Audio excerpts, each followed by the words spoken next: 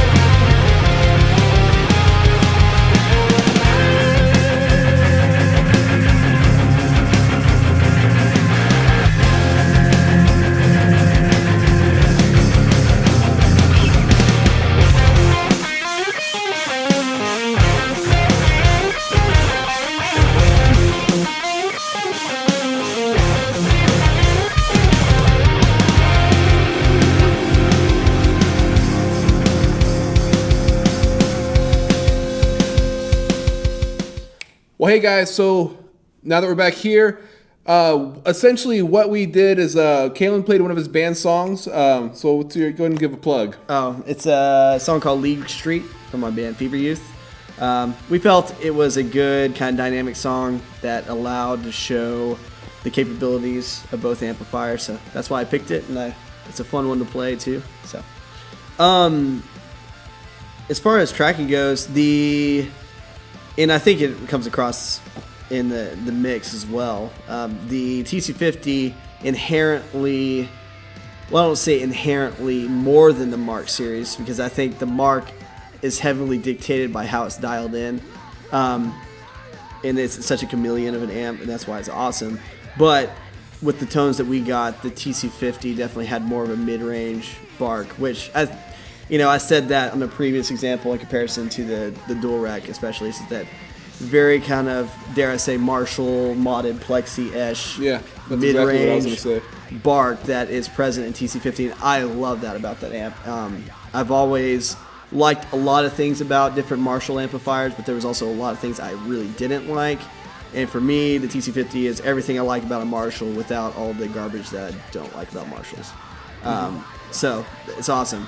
But on the flip side, the Mark V was super cool because on the tones that we had, it's a little bit more open, which it does. The amp inherently has a lot of mid-range, so that's why you bring that 750 fader down a fair amount to kind of compensate for that kind of honkiness. But most guys, they'll bring it down to that bottom line. I don't really like doing that. I like it to have still some of that mid-range intact, so I'd put it kind of somewhere between the bottom line. Looks like it's about 2/3 of the way down. Yeah. So, I mean, it's not like I'm cutting it out like most people would all the way. But I don't know. It just was a very open, very pleasant tone that left the extreme mode and the crunch modes that we use for more rhythm stuff. I think it allowed a lot of room for the leads, which we did in a 2C plus mode, which sounded super cool. Was one of my favorite tones that we got out of either. So a lot to love about both amps. So just kind of two different things altogether. Very British and very American. Yeah, for sure. A couple things I kind of took away from that, as far as like for me engineering and tracking it, was I did notice with the Mark series amp, the Mark V, the knobs don't change much, especially when it comes to the amount of gain in certain areas.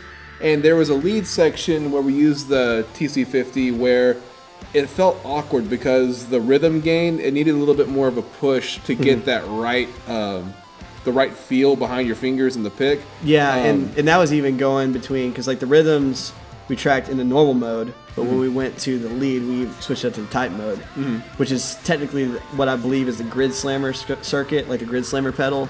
I think the type mode is that same circuit with a tone knob at unity in that amp. So even though it is goosing a little bit more gain in it, when you switch it to that mode, we still needed to add a little bit on tap to get it even kind of more where it felt right as far as like a lead tone. For sure.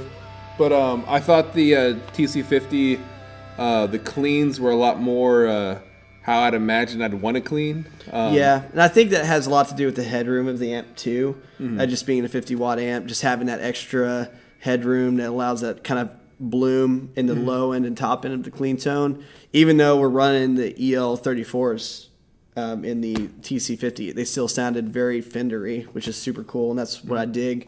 With the EL84s in the Boogie, which is weird that it still sounds very American. The clean tones still sounded great, and it just a little bit more, not as open, but still sounded pretty incredible. So now, what pickups do you have in this? Yeah, it's the Fishman Fluence Modern 3s. Fishman Fluence Moderns. Are they active or passive? They are technically what they call powered. They're technically Fishman doesn't like the term active because people automatically associate them with EMG. So I think that the powered is like the term to use, something like that. It may not be that exactly, but I ran it in what's their passive mode the entire time. Okay, so it was in passive mode. It was in passive mode, not in the active position. There were some spots. There, like the clean tones, it was the middle position using both pickups, and there is coil tapped. I have it wired for the coil tap function, which isn't a stock thing, but you can coil tap these if you want. So for clean tones, and then there was like one little kind of rhythm part where I did also coil tap it on the bridge pickup. But yeah, they're really cool pickups. And they don't feel, they're their own thing. Like, I love bare knuckles. These don't feel like bare knuckles or sound like bare knuckles. But at the same time, they don't feel like an active pickup or sound necessarily like an active pickup. They're kind of their own breed, and I definitely dig them. It's not like an apples comparison to any other type of pickup that I feel. Like, they're super hyped, and I think a lot of people really dig them, and I definitely dig them. But to me, they're kind of in their own category. They don't, there's things I like about other pickups as well. Yeah, I brought that up because I was sure people were gonna see the pickups and be like, "Oh, they're powered." Yeah, they're active and they're powered, and a lot of people don't use that, and so passive, I think, is the safest way to. For the tones we were trying to achieve in this song, I feel like the passive mode did a better job. So I mean, the active mode actually sounds really good, and I dig it surprisingly. It's just a different mid-range characteristic, honestly. So what's your final verdict? I do feel. In my personal use, I have found that I tend to use the TC50 more. Whether it's like, a rock gig or like a church gig or what have you. It is a more versatile head in the fact that it has 3 separate channels. I do find that to be, as far as like a strictly utility purpose, I find that I gravitate towards that more, and also having the direct line out in addition to the cab clone out. The Mark V 35 only has a cab clone out. It doesn't have with the exception, you can run out of the effects send technically. That is one way you can do it, but it doesn't have a dedicated line out apart from the cab clone. With the extra headroom. And with the extra headroom, I tend to grab the TC50 before I grab the Mark V 35, but I've also had that amp longer, so I'm more familiar with it. Although I've had the 90-watt Mark V before, and I love that amp too. So yeah, like the Mark series is like your dream series, right? Yeah, like to me, there's not really a better guitar tone in my head that I can think of than like the 2C Plus mode, dialed in how I dialed in, or the extreme mode. A lot of people really dig the Mark IV mode, and I love the Mark IV, but for my taste, for me, 2C Plus and the extreme are kind of the way I go. So yeah, it's definitely the tone in my head. A lot of it is this amp. So I say right now, I tend to, like I said, I tend to use the TC50 more, but I feel like over time, if it's just like a specific sound that I'm really looking for like my sound, I probably would be happier with the Mark V. So it's not like a sure win or lose in one category or another, but I feel like both have their strengths. For sure. I love the TC50 on the cleans. I love the Mark on the lead octave riffs.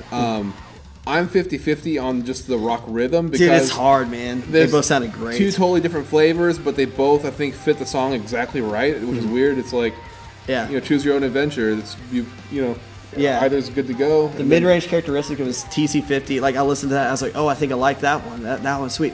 And then Eric would jump over to Mark V and be like, oh, I like that one. It's really open. It's really sweet. Then I'd be like, well, go back to the other one. And then I'd listen to it like, I like it. So it was, it's all good. So it's hard to pick one. I did like the Mark V better on that last lead riff. Yeah. The movement part. I just thought that the gain structure fit how the melodies worked and how the riff like pans itself out. For a lead tone, I will say if there is one thing where I'll dedicate a specific win to, the lead tone on 2C Plus setting for me is like, you can't do better in my opinion, because when you think of like John Petrucci's like leads, that's Mark 2C Plus, like that's like his sound, and like that liquidy lead tone is just so perfect for me. So definitely the Mark V for me wins out on lead, like a lead tone for sure. I completely agree with that. Sweet.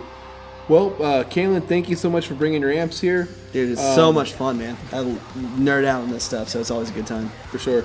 And everyone out there, I hope this video was informative and helpful. Hope you liked our babbling. Hope it wasn't. Hope it was helpful. Not too terribly long, even though it's gonna be like 14-minute video. Yeah. I can whittle it down. I'll take out all the good bits. Yeah, everything that's of quality, just get rid of it. Yeah. I'll leave the awkward stuff. Yeah, like this. Well, hey, again, thank you so much.